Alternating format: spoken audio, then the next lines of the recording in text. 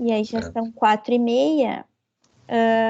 Então, eu vou passar a palavra para o Vinícius, para ele começar a apresentação do trabalho. Então, ele tem 20 minutos para falar.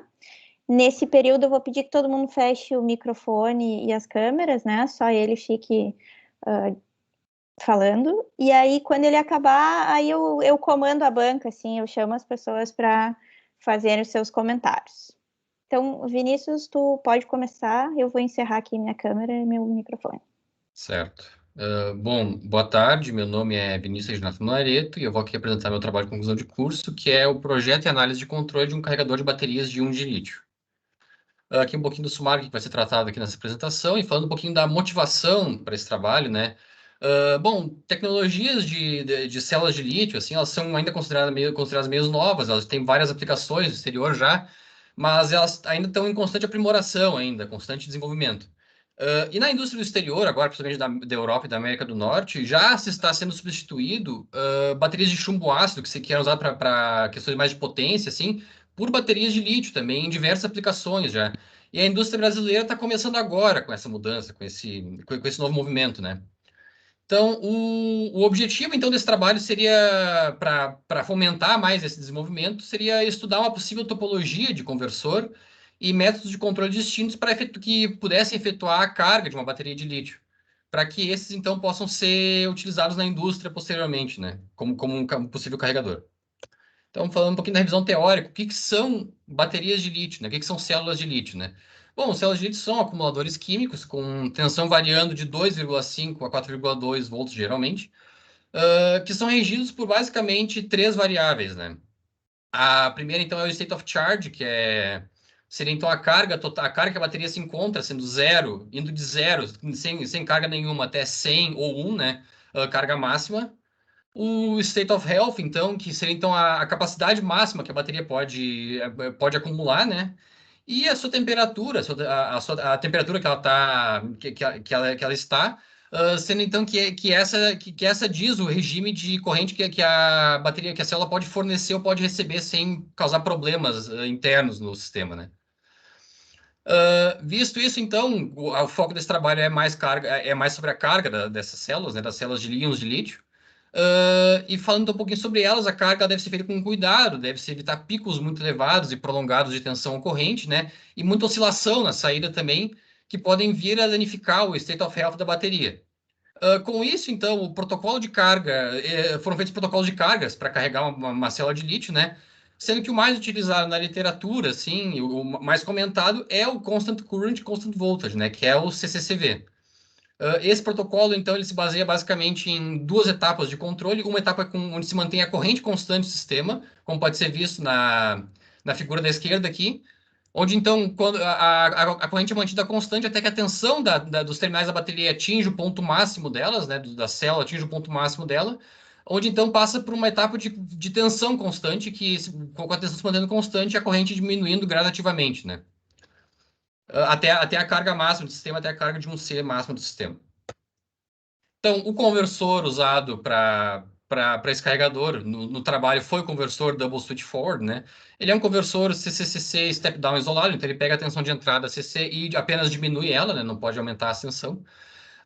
Com um duty cycle limitado, na teoria em 50% e na prática em menos que isso. Esse duty cycle é limitado devido aos estágios de funcionamento do conversor, que basicamente se mantém, como pode ser visto na figura aqui de baixo, né? Se mantém então com ele o primeiro estágio com o sistema carregando o transformador e liberando energia para a saída, e depois o transformador descarregando, e o teste de magnetização do transformador descarregando, né? Por aqui. Então, precisaria do mesmo tempo para carregar e descarregar, então por isso, teoricamente, 50% do tempo para cada coisa, né? As vantagens, porque esse sistema foi escolhido, então, é porque ele é um sistema step-down, já é suficiente. Digamos que a gente queira ligar o conversor na tomada e usar a tensão de linha retificada para alimentar o sistema, né? A gente teria que baixar essa tensão para uma tensão mais. A gente teria só que diminuir essa tensão para uma tensão menor de 4,2 volts, 8,4 volts, etc. Então, um sistema step-down já é suficiente. Além disso, o controle dele é mais simples que as topologias, como a Boost, a Buck Boost, por então não apresentarem um zero de fase não mínima na sua função de transferência. E o sistema é isolado, o que é uma necessidade da indústria hoje em dia para por segurança tanto do operador quanto da própria carga, então, porque o sistema isolado também diminui o ruído de entrar no sistema para saída, né?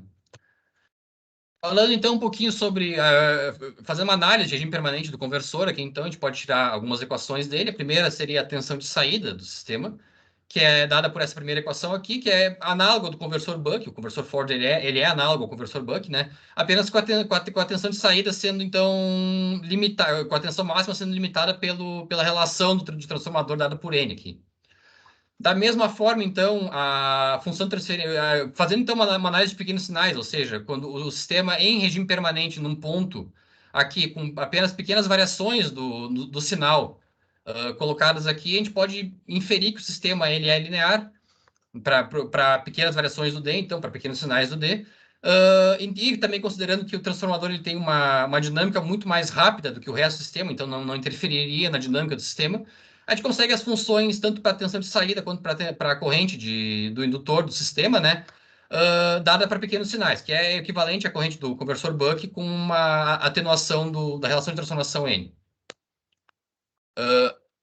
Então, falando um pouquinho das características de controle que o controlador deve ter, que a topologia de controle deve ter, né? No mínimo, ela deve ter duas malhas de controle, um para controlar a corrente do sistema e outro para controlar a tensão do sistema.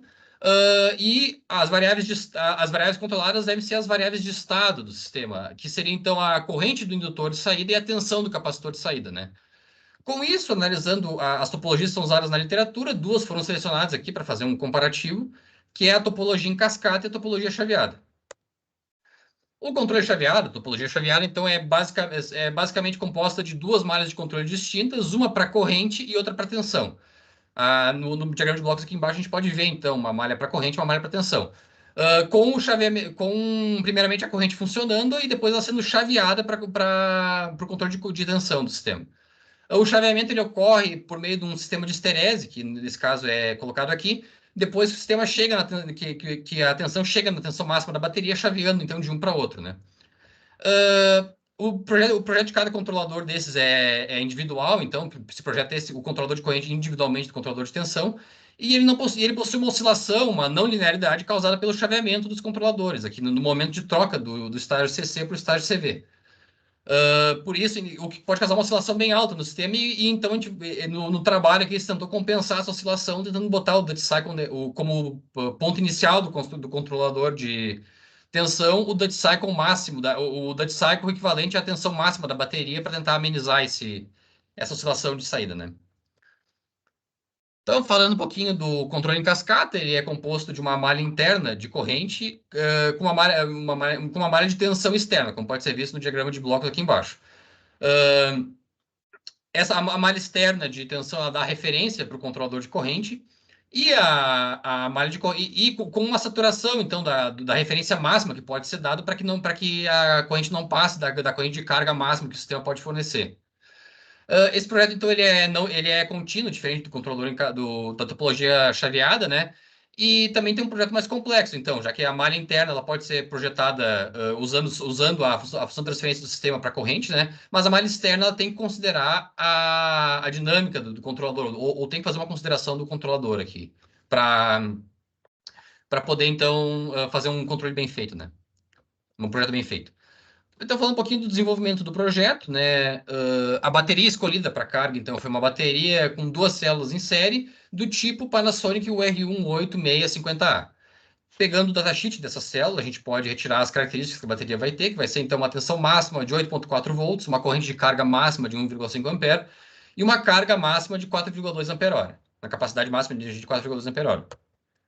Com isso, então, algumas considerações foram tomadas para simplificar o modelo da bateria, e porque essas considerações não incluíam o escopo do trabalho, né?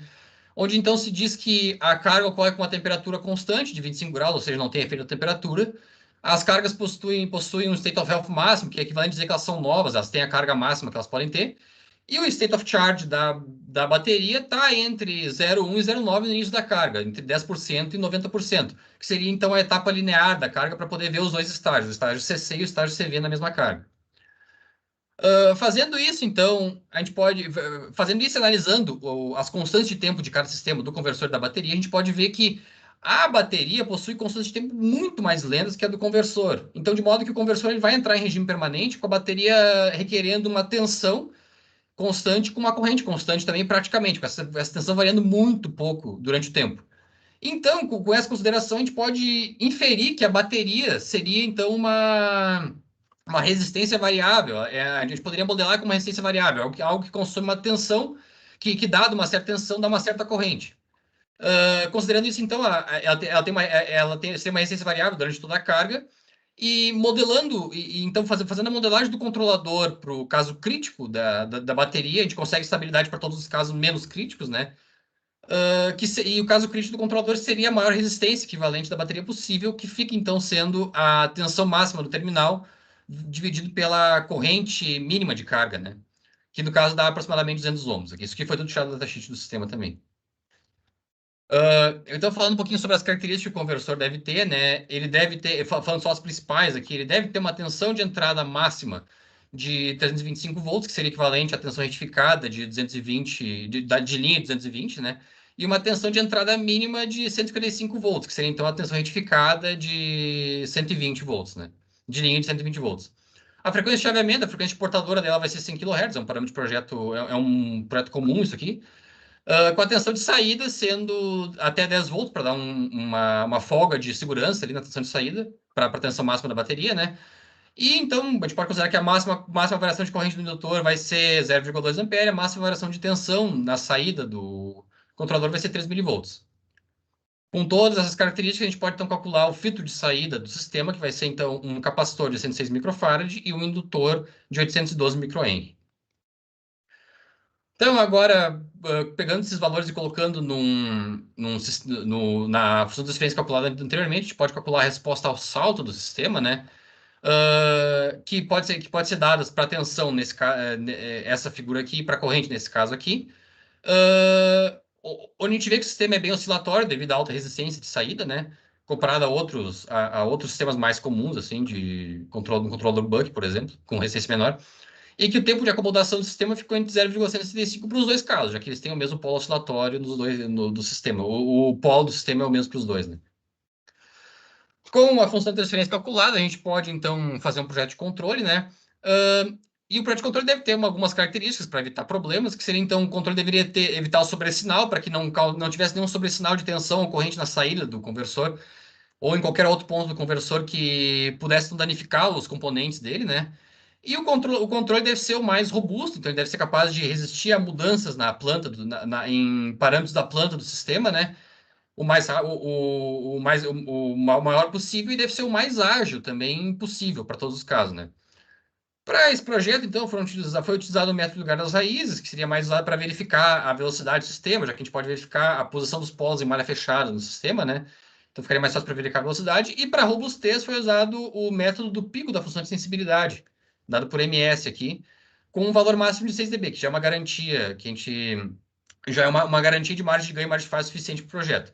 O pico da função de sensibilidade, como pode ser visto na figura da esquerda aqui, ele é inversamente proporcional à distância a mínima distância do diagrama de Nyquist para o ponto -1, né? O que seria equivalente à robustez do sistema. Então, quanto maior o pico da função de sensibilidade, menor é a robustez do sistema e vice-versa.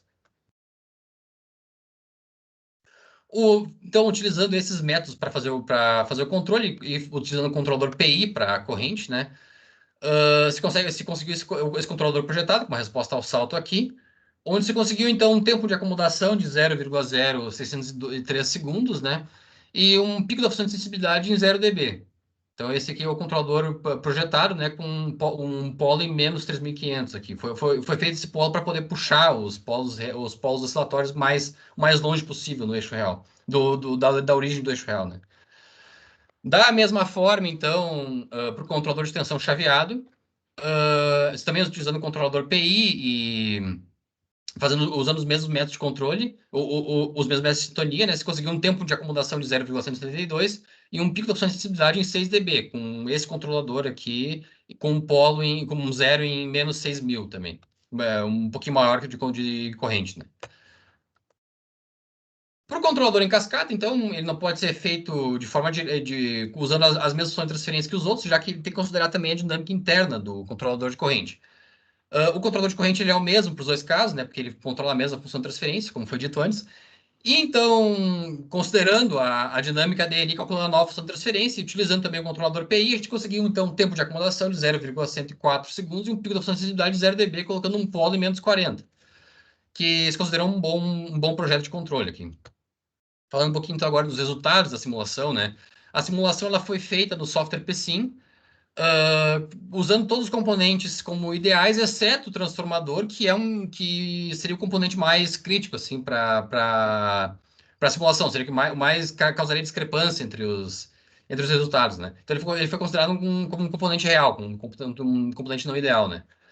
Então, fazendo o teste, o ensaio ao salto para pequenos sinais, aqui a gente conseguiu uma resposta similar do controle a teórica do controlador do sistema de tensão, né? Porém mais amortecida, com um erro de aproximadamente 6% aqui, com tempo de acomodação de 0,157 segundos. Foi considerado pequeno esse erro. Ainda a frequência de oscilação do sistema aqui, ela fica parecida com a do controlador, com o esperado na teoria, que ficando então com 555 Hz, né?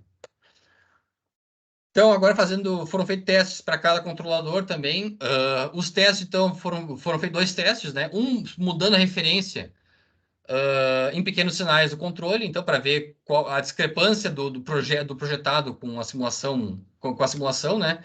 E também foi feito um teste de robustez para ver se o sistema ele apresentava uma resposta muito oscilatória para mudanças no sistema, ou ele perdia estabilidade, né? Para mudanças na planta, no caso. Então, para o teste de robustez, foi mudar primeiro a resistência do sistema, a resistência de saída dele, de 200 ohms para 50 ohms e depois de volta, né? Da mesma forma, foi feito teste de tensão de entrada, onde se mudou a tensão de entrada de 325, a tensão máxima, para 260 e depois 260 para 325. Com isso, então, o teste de referência do controlador de corrente, então, obteve um tempo de acumulação de 0,0618, que é aproximadamente um erro de 2% projetado, que foi considerado pequeno o suficiente. E com o teste de robustez, então se fez, e com o teste de robustez se obteve essa resposta aqui da direita, né, onde se conseguiu então pequenas variações, mesmo com mudança de resistência, e que retornaram rápido para a estabilidade também, relativamente rápido. Esses picos são meio desconsiderados porque essa situação é muito anormal na carga para acontecer isso aqui também durante uma carga, uma queda tão grande de tensão, assim, né, em uma carga normal. Da mesma forma, então, o resultado para o controlador de tensão do controle chaveado com os mesmos testes foi feito, então, você obteve um tempo de acomodação de 0,171 segundos, e que é um erro de 1,1%, é um erro pequeno também. Com o mesmo teste de robustez, se percebeu as mesmas características do controle em corrente, pequenas variações, nada muito preocupante. Então, agora fazendo o mesmo teste para o sistema em cascata, se percebeu que o erro dele ficou maior, ficou na faixa de 7%, com um tempo de acomodação de 0,097. Isso pode ser explicado porque o sistema em cascata ele concatena erros, ele concatena tanto o erro da malha interna dele, quanto o erro da malha externa também, que pode causar um erro maior em relação ao projetado. Mas para ele ficou um tempo mais. O erro não foi muito grande, também o tempo ficou mais acomodado, então o controle se viu como bom, assim. Da mesma forma, fazendo teste de robustez, ele voltou para referência também, e teve uma resposta pequena também, só notando que ele teve resultados diferentes, né? Devido à característica dele mudar a referência de corrente, não atuar direto no Dutch cycle do sistema, o que faz então os picos ficarem trocados, no caso, né? Então, após isso, foi feito um teste para carga da bateria, foi feito um teste de carga completa com um modelo de bateria, com um modelo real de bateria do PSIM, né? Modelando para a Panasonic, que foi a célula utilizada, de uma carga de 70% até uma carga máxima de 100%. Então, fazendo então a carga completa, fazendo então um teste para o controle chaveado, então se percebe que ele teve a cara da curva foi parecida com a esperada do protocolo CCV, foi uma boa coisa, mas na troca dos controladores, de fato, teve uma oscilação de saída que, apesar de mitigada pela ação que foi tomada no início lá, de estimar o Dutch Cycle, ela foi relativamente alta, assim, não causa nenhum problema na bateria, porque ela foi muito rápida, não teve um valor tão elevado também, mas considerando isso que já foi mitigado, que o valor pode ficar maior, como a literatura fala. A literatura mostra exemplos que chega a 30 amperes de variação, por exemplo. Fazendo o mesmo teste, então, para o controle em cascata, se obteve uma resposta similar em questão da curva dos controladores, então, né, o protocolo, com a curva do protocolo CCCV ficando bem descrita aqui no controle em cascata, né? Em questão de carga, os dois obtiveram o mesmo valor, praticamente, não teve discrepância nos valores. E a única diferença que teve desse foi a troca do estágio CCCV, que apesar de ter tido um overshoot mais prolongado que o controlador chaveado, ele teve um overshoot muito pequeno, de valor muito pequeno, com 7 milivolts apenas. Esse overshoot pode ficar maior se o controlador for mal projetado, né? Mas, porém não é o caso aqui. Pode causar problemas esse overshoot se mal projetado o controlador.